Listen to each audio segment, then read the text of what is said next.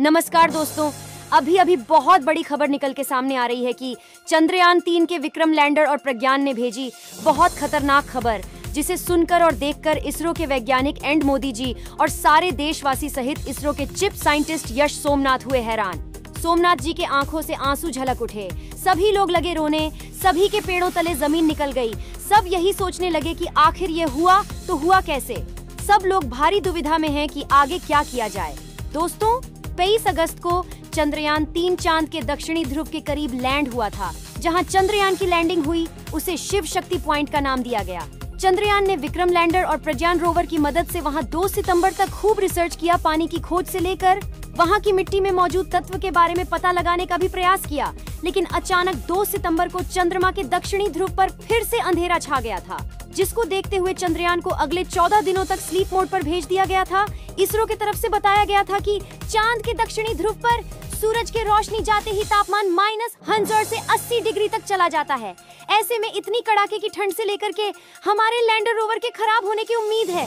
हालांकि कि इसरो ने अपने मून मिशन केवल 14 दिन में खत्म करने के ही लिहाज से डिजाइन किया था, लेकिन इस बात की भी उम्मीद जताई गई थी कि चंद्रयान-3 वहां 14 दिन अंधेरा छाए रहने के दौरान कड़ाके की सर्दी झेल सकता है। चांद पर दोबारा रोशनी लौटने के बाद से ही इसरो के वैज्ञानिकों ने लैंडर और रोवर को फिर से जगाने का प्रयास कर रहा था, लेकिन वो अब तक उसमें विफल रहा है। और वही विक्रम लैंडर को लेकर एक और बहुत बड़ी खबर निकल करके आ रही है कि कोई कह रहा है विक्रम लैंडर को झटका लग गया है, तो कोई कह रहा है कि विक्रम लैंडर जाग गया है और सफलतापूर्वक अपने काम को अंजाम दे रहा है। कोई कह रहा है कि अपना रोवर चंद्रयान-3 हैक हो गया है। लेकिन वही दोस्ती, बहुत बड़ी खबर निकलकर सामने आ रही है कि ये इसरो सहित सभी वैज्ञानिक और मोदी जी काफी गुस्से में है। एंड सभी वैज्ञानिकों का शक अमेरिका चीन के ऊपर है। आखिर हकीकत में सच्चाई क्या है, वो मैं आपको जल्दी से बात दे रही हूँ। तो चलिए जानते हैं कि आखिर विक्रम लैंडर ब्लास्ट हुआ है या नहीं, एंड अगर ब्लास्ट हुआ भी है तो कैसे हुआ। अपने चंद्रयान-3 को ब्लास्ट करवाने में किसका हाथ है, दोस्तों सारी जानकारी हम देंगे। लेकिन उससे पहले अगर आप एक सच्चे हिंदुस्तानी की तरह हर किसी का खुले दिल से सबकी मदद करते हैं, तो हमारे इस छोटी सी चैनल को भी सब्सक्राइब करके हमारी थोड़ी सी मदद जरूर कर दीजिए।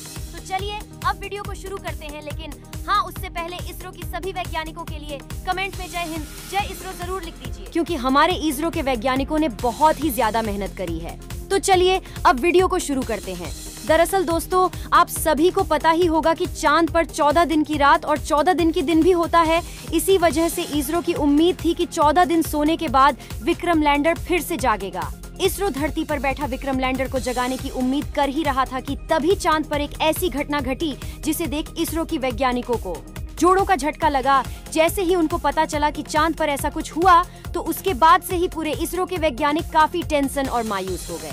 दोस्तों, तकरीबन 1 महीने पहले जब चंद्रयान-3 ने चांद के दक्षिणी ध्रुव में सफलतापूर्वक सॉफ्ट लैंड की थी, तब किसी ने नहीं सोचा था कि इसका अंत इतना दुखद होगा। दोस्तों, अभी की बात करें तो लगातार कोशिश करने के बाद भी वैज्ञानिक चंद्रयान के साथ कनेक्शन नहीं कर पा रहे हैं। हमारा चंद्रयान, जो 1 महीने पहले तक चांद की अंधेरी दुनिया में सिना तान इधर उधर चहलकर घूम रहा था, वो आज वो बेजान सा होकर एक कोने में पड़ा हुआ है। लेकिन कुछ समय पहले तक नए इतिहास रचने वाले चंद्रयान का ये हालात कैसे हुआ, चलिए इसके बारे में थोड़ा सा विस्तार से समझाते हैं। असल में दोस्तों, अंतरिक्ष की गहराई में लगातार 29 दिन का सफर तय करके जब हमारा चंद्रयान चांद के दक्षिणी ध्रुव में पहुंचा, तो पूरी दुनिया इस सफलता को देखकर हैरान रह गया। किसी को यकीन नहीं हो रहा था कि भारत चांद के दक्षिणी ध्रुव पर सॉफ्ट लैंडिंग करने वाला दुनिया का पहला देश बन गया था। ये बात 23 अगस्त 2023 की है, जब चंद्रयान ने यह कीर्ति बनाया। इसके बाद बारी थी चांद की इस रहस्यमय दुनिया में खोजबीन करने की। लेकिन दोस्तों, अपने काम को चंद्रयान ने इतनी बखूबी पूरा किया जिससे ये दुनिया भर की वैज्ञानिक और नासा जैसी एजेंसियां हैरान रह गईं। चंद्रयान ने चांद पर वो खोज निकाला जिससे नासा अपने चंद्रयान को भी भेजकर नहीं ढूंढ पाया था। दरअसल चंद्रयान-3 ने प्रज्ञान रोवर और विक्रम लैंडर की मदद से चांद की सतह पर calcium, iron, chromium, titanium, manganese और सिलिकॉन जैसे तत्वों को खोज निकाले थे।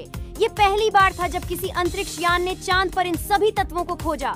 दोस्तों, इसके चलते चंद्रयान की खोज पूरी दुनिया में तहलका मचाया हुए है और इसकी खोज की चर्चा चारों तरफ जोर से होने लगी।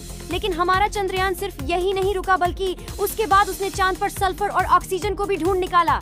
दोस्तों, आपको बता दें कि चांद पर सल्फर का मिलना एक बहुत बड़ी उपलब्धि है, क्योंकि इसकी मदद से वैज्ञानिक चांद की उत्पत्ति और उससे जुड़े रहस्य को उजागर कर सकते हैं।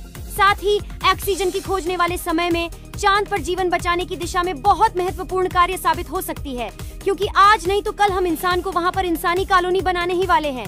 तो इस तरह से चंद्रयान 3 हमारे उम्मीदों से कहीं ज्यादा बेहतर रहा है, और सही मायने में देखें तो इसरो वैज्ञानिकों को भी इतनी बड़ी उम्मीद शायद नहीं थी जितना हमारा चंद्रयान 3 बेहतर करके दिखाया है।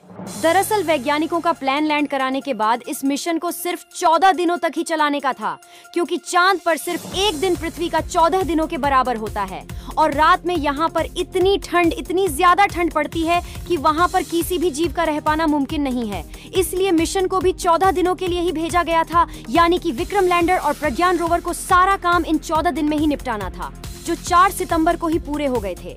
ऐसे में विक्रम और प्रज्ञान दोनों ने समय रहते ही एंड चांद पर रात होने से पहले अपने सभी रिसर्च का काम निपटा दिए थे। अब देखा जाए तो यह मिशन बस यहीं पर समाप्त हो जाना चाहिए था, मगर अपना प्रज्ञान और विक्रम ने इतना कमाल का काम किया कि वैज्ञानिकों के मन में इस मिशन को एक लूना डे के लिए आगे बढ़ाने का विचार आया। पर सवाल ये था कि आखिर ये कैसे किया जाए, क्योंकि चांद पर रात होने वाली थी और रात में अगर इससे कुछ काम करवाया जाता तो ठंड के कारण प्रज्ञान और विक्रम दोनों नष्ट होने के खतरे में चले जाते। ऐसे में वैज्ञानिकों के दिमाग ये आइडिया आया कि क्यों न विक्रम और प्रज्ञान को स्लीप मोड में डाल दिया जाए, और फिर से जब दिन निकलेगा तो फिर उन्हें वापस जगा दिया जाएगा। इस तरह इनकी एनर्जी भी बच जाएगी और कोई सिस्टम ऑन ना होने के कारण होने वाले नुकसान से बचने के चांसेस भी कम हो जाएंगे। तो दोस्तों, सभी को यही आइडिया सुरक्षित लगा, और सारी विचार करने के बाद 4 सितंबर के दिन वैज्ञानिकों ने प्रज्ञान और लैंडर दोनों को 14 दिन के लंबी नींद के लिए सुला दिया।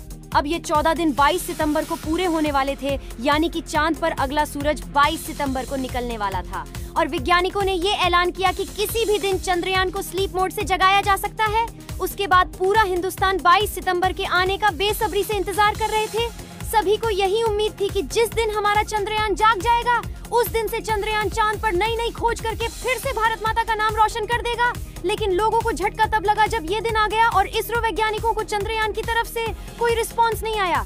हालांकि जब वैज्ञानिकों ने इसे स्लीप मोड में डाला था, तब उन्होंने इसके रिसीवर को जानबूझकर ऑन रहने दिया था, ताकि तापमान देखकर इसे नींद से जगाया जा सके। मगर वैज्ञानिकों को लगातार कोशिश करने के बावजूद भी उन्होंने विक्रम या प्रज्ञान की तरफ से जब कोई भी प्रतिक्रिया नहीं मिली, तो उन्होंने सोचा कि हो सकता है कि चंद्रमा पर भयंकर ठंड के कारण हमारा चंद्रयान दम तोड़ चुका है। दरअसल चांद के दक्षिणी ध्रुव में रात के समय हद से ज्यादा ठंड पड़ती है। अभी पिछली ही रात की बात करें तो इस दौरान यहाँ का तापमान -200 डिग्री सेल्सियस के ऊपर चला गया था। अब एक्सपर्ट ऐसा कह रहे हैं कि इतनी ज्यादा भयंकर ठंड में किसी भी धातु या प्लास्टिक बैगरह से बने साइंटिफिक उपकरण का टिक पाना नामुमकिन है, क्योंकि इस तापमान में इन सभी चीजों के अंदर दरारें पड़ जाती है। ऐसे में इस बात को बहुत ज्यादा माना जा रहा है कि प्रज्ञान रोवर और विक्रम का अंदरूनी सिस्टम इतनी ठंड की वजह से डैमेज हो गया हो या ब्लास्ट हो गया हो, एवं ऐसा कुछ हुआ हो तो चंद्रयान 3 मिशन को हम यहीं पर समाप्त मान सकते हैं। वैसे दोस्तों, वैज्ञानिकों की माने तो इस मिशन से थोड़ी सी उम्मीद अभी बाकी है। इसरो चीफ सोमनाथ का कहना है कि जैसे जैसे समय बीतेगा, चांद के इस हिस्से में सूरज की गर्मी बढ़ती ही जाएगी, और हो सकता है कि पर्याप्त गर्मी मिलने पर चंद्रयान फिर से चालू हो जाए। उनका ये भी मानना है कि हमें इस लूना डे को खत्म होने तक अपनी प्रयास करते रहनी चाहिए, क्योंकि चंद्रमा के दिन के खत्म होने के कई घंटों में भी हमारा प्रज्ञान रोवर जाग सकता है। आपको बता दें कि चांद के दक्षिणी ध्रुव पर अभी जो दिन निकला है वो 6 अक्टूबर को खत्म होने वाला है। इसके अलावा कुछ एक्सपर्ट्स का ऐसा मानना है कि चंद्रयान को जगाने के लिए वैज्ञानिकों को कमांड देने की जरूरत नहीं है, क्योंकि प्रज्ञान और विक्रम दोनों अपने आप को ऑटोमेटिक चालू कर लेंगे, क्योंकि उन्हें ऐसा ही बनाया गया है। ये ऊर्जा से खुद ब खुद नींद से जाग सकते हैं। साथ ही पूर्व वैज्ञानिक माल्यास्वामी अन्नादुरई खुद भी ऐसा ही सोचते हैं कि चांद पर रात बिताने के बाद हमारा विक्रम लैंडर या प्रज्ञान रोवर फिर से जाग सकता है। लेकिन विक्रम लैंडर की चांसेस कम है, क्योंकि उनके अनुसार हमारा रोवर लैंडर से कहीं ज्यादा मजबूत है।